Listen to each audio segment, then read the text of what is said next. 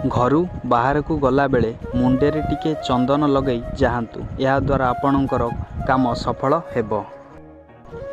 छोट पिलांको बिछଣା तले लुहा एवं कला टीका रखंतु। या द्वारा पिला उपरे खराब शक्तिर प्रभाव पड़ी पारिबो नाही। घरर पूर्व उत्तर कोण को ईशान्य कोण कुहा जाए। एही कोण रे भात हांडी रखिबा उचित। पाइखाना सर्वदा घरर पछपटे रहिबा उचित एवं ठाकुर घर आउ पाइखाना पाखापाखी रहिबा अनुचित। घर भितरे केबे भी नख काटंतु नाही। खाई सारिबा परे हातर पछपटकू केबे भी चाटंतु नाही। सकाळू प्रथम कुळकुंजा पानी रे आखि धोइले कोनोसी प्रकार आखि रोग होई न थाए। गुरुजनक पाखरे बसिबा बेले केबे भी बड़ पाटी रे हसंतु नाही एवं आंगुली फुटांतु नाही।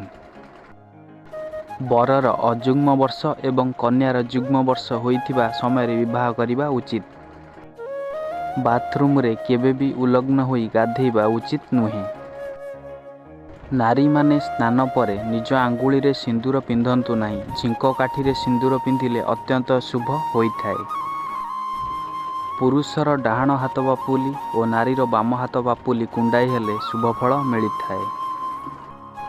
बारंबार धनहानि हेउथिले कोनोसी बुधवार दिन किन्नरंकु सबुज वस्त्र दान कले शुभ फल मिलिथाए।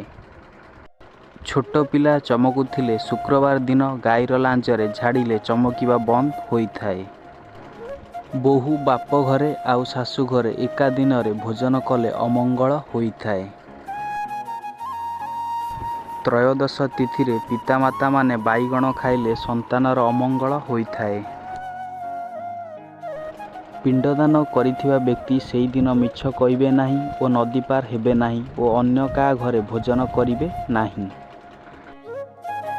स्वामी स्त्री मध्यरे मनमालिन्य हेउथिले दुईटी मयूर पुछकू विवाह फट सहित एकाठी जोड़िकी रखंतु। पुरुष किंबा नारी माने निजर बेक केबे भी खाली रखिबा उचित नुहे।